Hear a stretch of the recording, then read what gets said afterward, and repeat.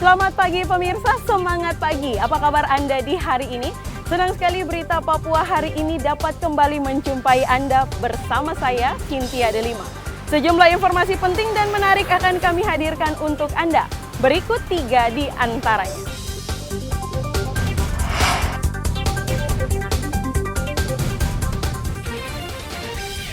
Rumah kontrakan bertingkat 2 terbakar di Timika.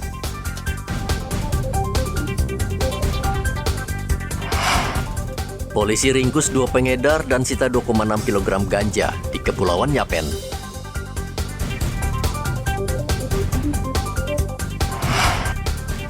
Usai diteror kelompok bersenjata, polisi pastikan Bandara Bilorai aman.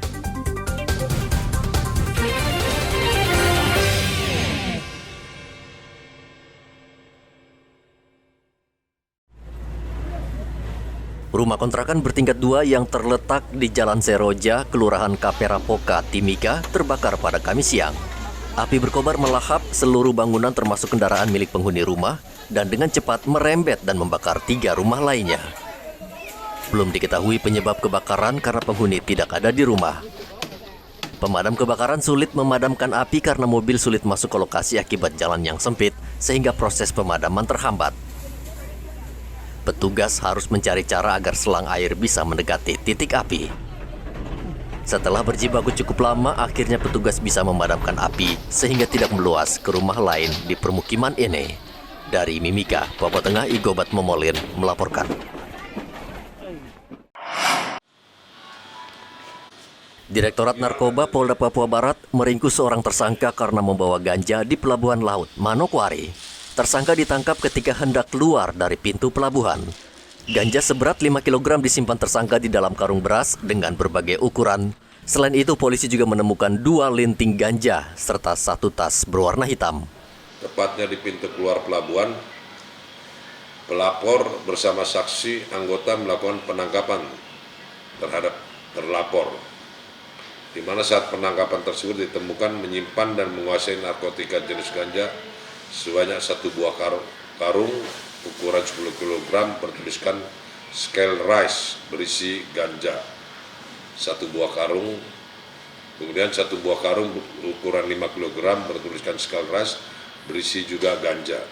Kemudian 2 buah lintingan berisi ganja yang disimpan dalam tas punggung merek Milis warna hitam yang sedang dipakai oleh terlapor, di mana narkotika jenis ganja tersebut berasal dari Papua, negara Papua Nugini, yang dibawa oleh saudara berinisial Y yang saat ini DPO. Dan ganja tersebut diserahkan ke terlapor,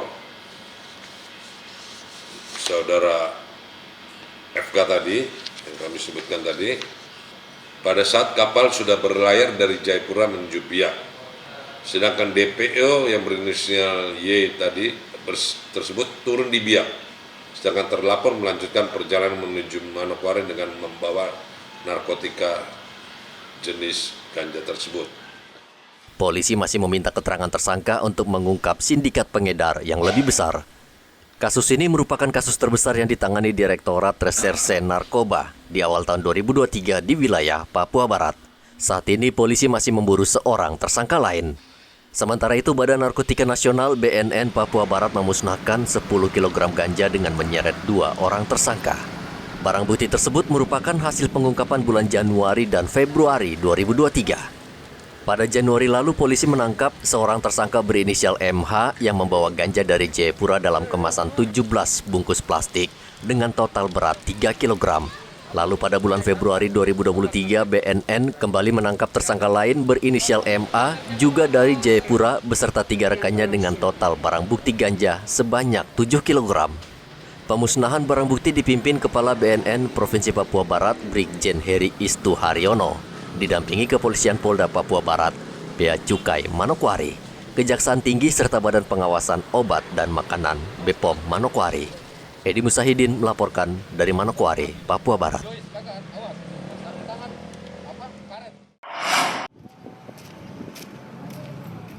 Polres Kepulauan Yapen menangkap 2 pengedar narkoba jenis ganja di atas kapal penumpang.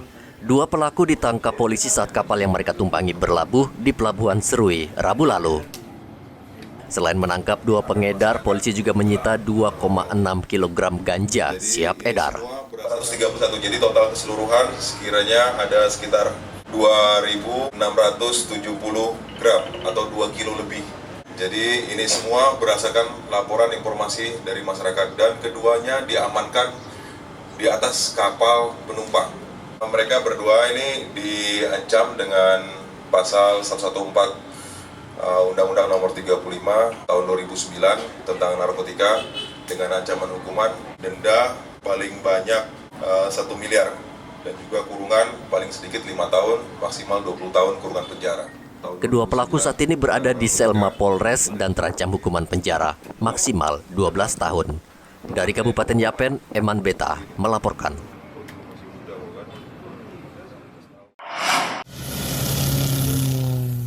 Bandara Bilorai di Kota Sugapa, Kabupaten Intan Jaya, Kamis kemarin sudah kembali berfungsi normal. Pesawat penumpang maupun kargo sudah kembali take off maupun landing di bandara yang menjadi pintu masuk ke Kabupaten Intan Jaya. Bandara ini sebelumnya ditutup karena mendapat serangan dari KKB pada Rabu lalu. Rabu pagi, pesawat kargo Smart Aviation yang mendarat di bandara terganggu saat bongkar muat barang. Kru bandara dan pesawat terpaksa berlindung karena takut terkena tembakan. Hal yang sama juga dialami pesawat Debi Air yang membawa penumpang. Pilot memutuskan putar balik ke Nabire karena khawatir dengan kontak tembak yang terjadi. Saat ini situasi di bandara sudah aman, namun aparat keamanan masih berjaga-jaga di lokasi.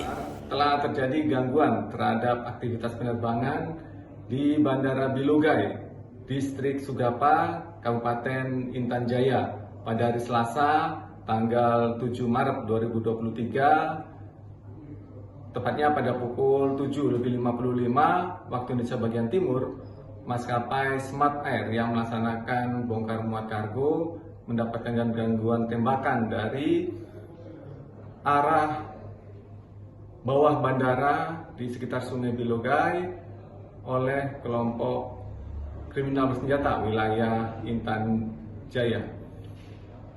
Dan dari kejadian tersebut pukul 8.20 maskapai Debi Air juga gagal mendarat dan kembali ke Nabire. Pada bulan Juni dan Agustus 2021, Bandara Bilorai juga pernah ditembak KKB. Bilorai merupakan bandara yang sangat penting dan strategis di Intan Jaya karena satu-satunya akses bagi masyarakat di wilayah tersebut bepergian. Bandara ini juga penting bagi pemerintah dan lembaga kemanusiaan untuk menyalurkan bantuan ke wilayah tersebut. Dari Sugapa, Papua Pegunungan, Igobat Momolin melaporkan.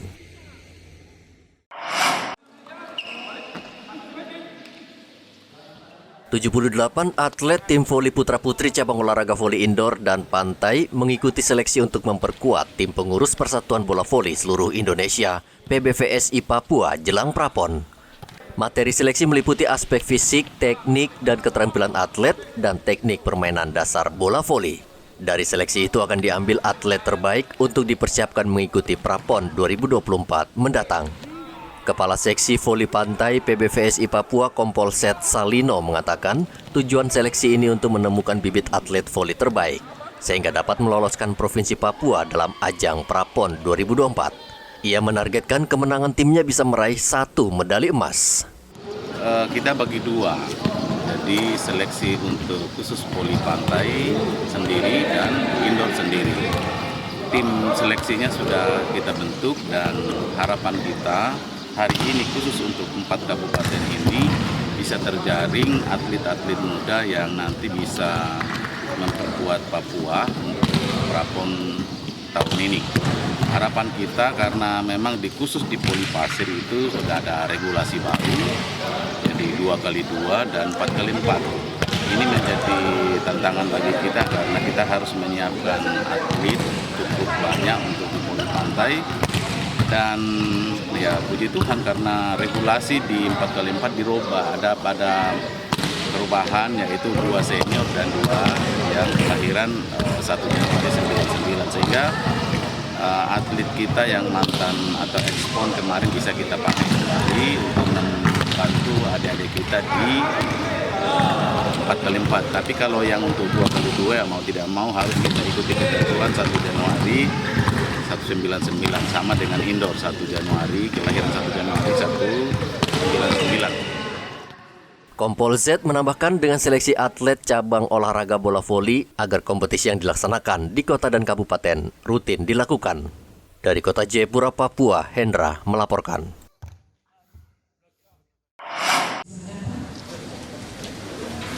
Wakil Menteri Agama Zainud Tauhid Saadi meresmikan 2 gedung asrama haji Musdalifah dan Arafah di kota Jayapura Kamis kemarin.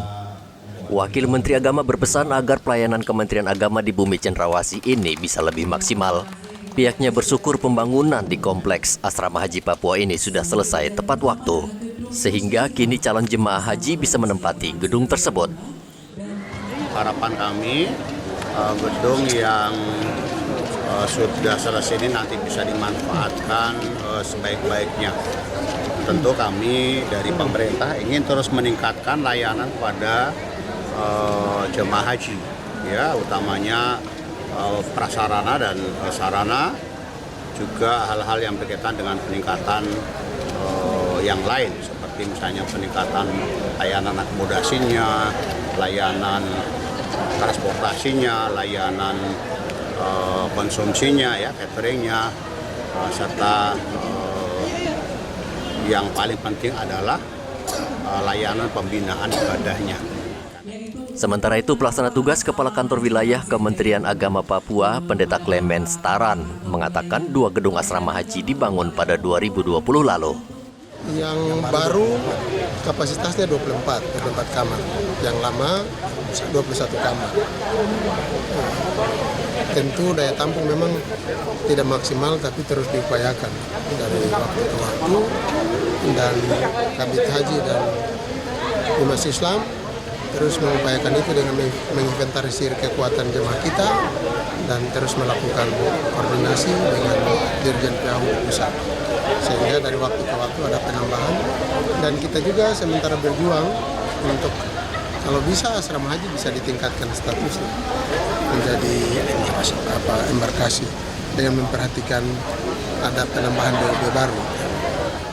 Wakil Menteri Agama berharap gedung Arafah dan Musdalifah di lingkungan asrama haji Jayapura dapat dirawat sehingga bukan hanya memberikan nilai kebaikan di dunia, tapi juga sebagai sarana menggapai ridho Allah Subhanahu wa Ta'ala. Dari kota Jayapura, Papua, Hendra melaporkan. Berbagai cara dilakukan untuk menekan angka kriminalitas di Manokwari, salah satunya dengan membangun Kampung Kamtibmas. Kampung Kamtibmas ini merupakan program inovasi dari 3 satuan kerja, yakni Narkoba, Reskrim, dan Satlantas Polres Manokwari. Uniknya, ketika memasuki Kampung Kamtibmas, disambut dengan mural rambu-rambu lalu lintas serta seruan-seruan jauhi narkoba dan minuman keras, serta berbagai himbauan agar masyarakat sadar dan paham hukum dan ketertiban. Masyarakat berharap Kampung Kamtibmas ini bisa memberikan kesadaran hukum bagi warga, serta memberikan rasa aman. Ini sangat membantu warga di sini, karena kalau tanpa Kamtibmas ini ada di lingkungan kami sebagai ketua RT juga termasuk pusing dengan warga, karena kadang ditegur, dianggap bahwa teguran itu angin berlalu, padahal itu salah satu ciri khas membawa kita dalam kehidupan perilaku kita sehari-hari ke depan. Jadi sekali lagi terima kasih bagi Kapolresta yang sudah membantu kami sehingga Kampung Kamtibmas ini bisa tertib, bersih, aman, dan indah. Ini di lingkungan Kampung Kamtibmas. Konsep Kampung Kamtibmas memang untuk memberikan edukasi kepada masyarakat tentang tugas dari Polri, serta mengharapkan peran serta masyarakat menciptakan keamanan di Manokwari. Untuk menampung aspirasi dari bawah terkait bagaimana kami untuk membuat situasi di daerah ini menjadi aman, tertib, sehingga masyarakat mau tentram. Dengan demikian kami bermanfaat untuk mendukung tugas-tugas di kepemerintahan untuk mendukung pembangunan di Kabupaten Manokwari.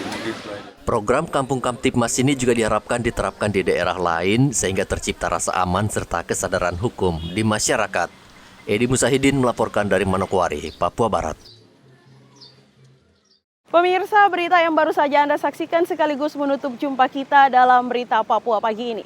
Bersama kru yang bertugas, saya Cynthia Delima ucapkan terima kasih dan kami pamit undur diri. Selamat pagi, semangat pagi, dan Wanyambe.